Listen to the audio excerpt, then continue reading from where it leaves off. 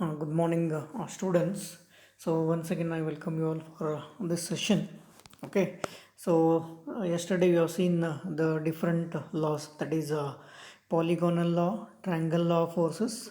Okay. So these are used to find out the resultant of non that is concurrent force system. But these methods are graphical methods. Okay.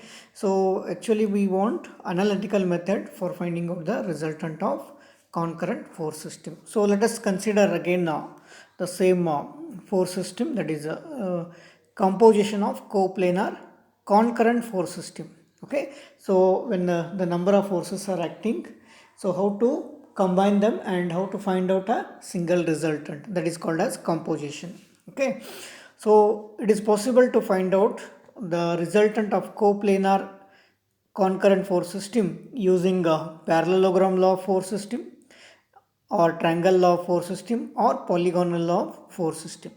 But what happens, the disadvantage of these methods is these methods are graphical methods, and for the graphical methods we require drawing sheets, drawing board, pencil, eraser, scale, so many things we require. Okay, so actually engineers, right, so in solving the problems we require, engineers prefer to go for the analytical method rather than the graphical method. Then what is the analytical method, how the resultant will be find out for the force system we're going to see. So let us consider again two forces, that is F1 and force F2 acting simultaneously at point A, and the angle between two forces, the forces are acting at an angle of theta with each other, that is angle between F1 and F2 is theta. Now as usual, use the parallelogram law.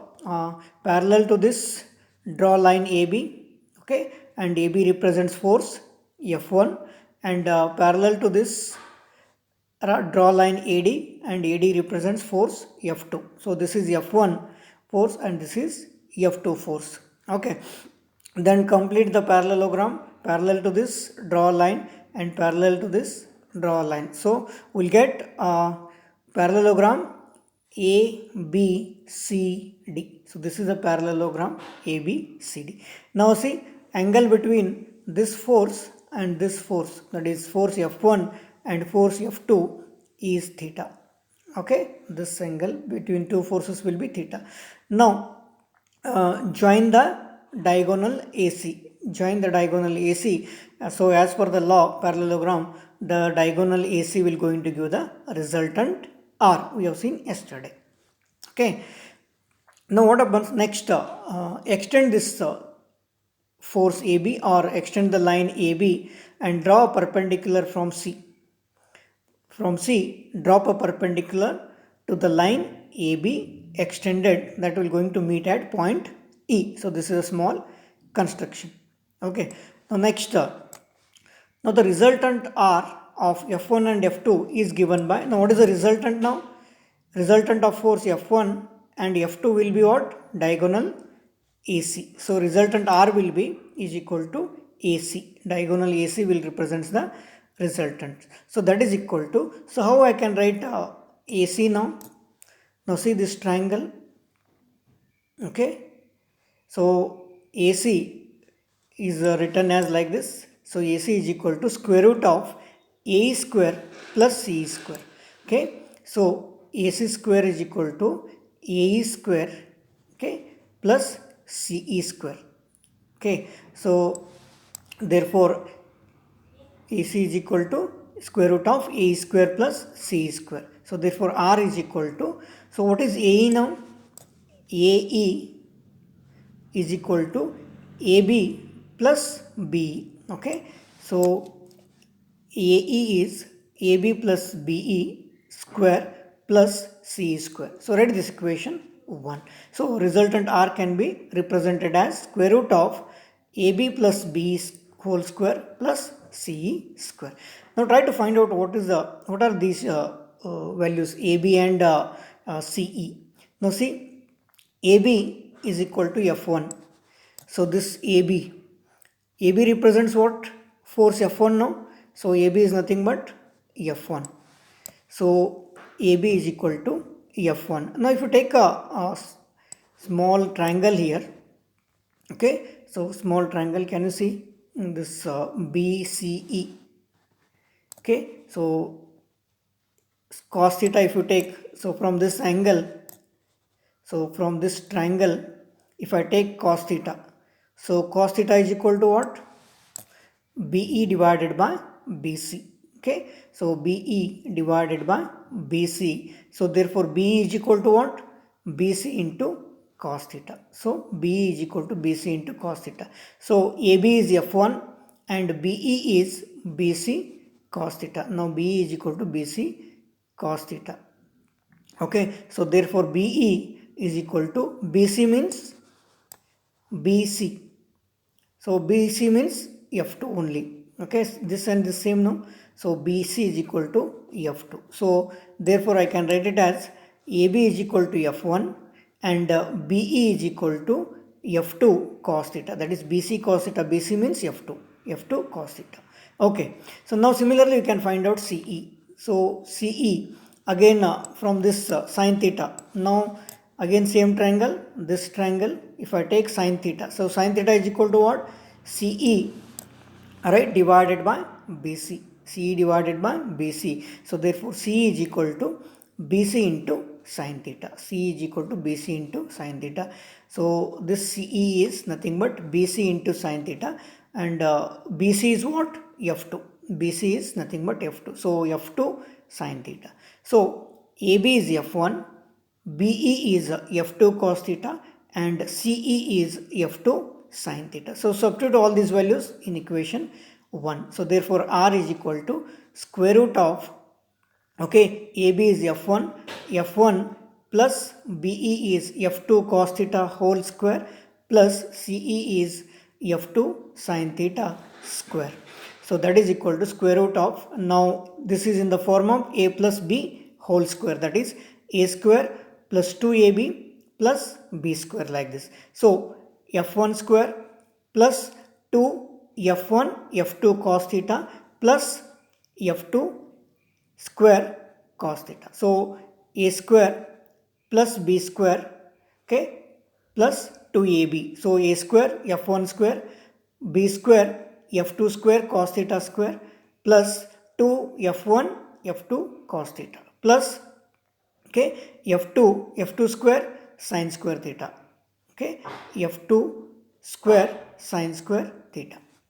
So that is equal to F1 square plus 2 F1 F2 cos theta plus what is the common term here? F2 square. If I remove F2 square outside, so what is remaining? Cos square theta plus sin square theta. So therefore resultant R is equal to, okay, square root of F1 square plus 2 F1 F2 cos theta plus F2 square. What is this term? Cos square theta plus sin square theta. It is 1. So finally we are going to get a resultant when two forces are acting, okay, at an angle theta. So what is the resultant? Resultant will be R is equal to square root of first force square, that is F1 square plus F2 square plus 2 F1 F2 and cos of angle between them. So first one force is F1 square, that is root of F1 square plus root of F2 square plus 2 F1 F2 and cos of angle between them. Okay, so this equation will going to give the resultant when two forces, okay, when two forces are acting, you can use this formula to find out the resultant. Okay, now what is alpha? Now even we can find out alpha. What is alpha now? See here, alpha, this is alpha. Alpha is nothing but the angle made by this resultant. This is the resultant, no, the angle made by the resultant with x-axis or with horizontal, what you can say, that this is alpha. Okay, we have found out this R. Now we have to find out what is the inclination made by the resultant with x-axis or with horizontal. This alpha we have to find out. So that is inclination of the resultant R with x-axis. Now let alpha is equal to angle between resultant R and the force F1. So this is force F1 now, right? This force is F1 or x-axis, you can see that this alpha we have to find out. Again, take a small triangle, right? This triangle only, right? So tan alpha is equal to CE divided by AE. Now see this complete triangle AEC, this triangle. So in this triangle, if I take tan alpha is equal to what? CE opposite divided by adjacent. So tan alpha is equal to CE divided by AE. Okay, so CE divided by AE. CE is what? Already we have calculated here. CE is equal to F2 sin theta divided by AE is AB plus BE. Okay, so AB is F1 plus BE is F2 cos theta. So F2 sin theta divided by F1 plus F2 cos theta. So therefore alpha is equal to what? This is tan alpha. So alpha is equal to tan inverse of F2 sin theta divided by F1 plus F2 cos theta. So this equation will give the inclination made by the resultant with horizontal, and this equation will going to give resultant of two force system. Okay, so let us simplify this equation further. Now some particular cases will going to give. So now here theta is there. Now what is this theta? Theta is the angle made by the two forces. Now one by one we will going to take. When theta is equal to 90, right? When theta is equal to 90, what is theta? It is the angle between two forces. Now see, this is F1. Okay, then theta is 90 degree, means this is F2 now. So angle between F1 and F2, theta will be 90 degree. So in this case, what the resultant becomes? So therefore resultant is equal to, substitute the value of theta is equal to 90 here. Theta is equal to 90. So what we are going to get? Root of, okay, resultant R is equal to root of F1 square plus F2 square, and what is cos 90? It is 0. Okay, what is remaining? So R is equal to square root of F1 square plus F2 square. Means when angle between two forces is 90 degree, okay, what is the resultant? R is equal to square root of just F1 square plus F2 square. Next, second, when theta is equal to 0, now this angle is 0 now. Instead of 90, if it is 0, so this is F1, so now this is F2. So both are acting in the same line, that is collinear. So this is F1, theta is 90 degree, means this also are going to act like this, F1, F2. So when theta is equal to 0, substitute again theta is equal to 0 here, cos 0. Okay, right. So what is remaining? So R is equal to square root of F1 square plus 2F1 F2 plus F2 square. Okay, so if you simplify this, what we are going to get? R is equal to F1 plus F2. Just resultant, you have to add two forces, F1 plus F2, we are going to get the resultant. So when theta is equal to 0. Now next condition, when theta is equal to 180 now.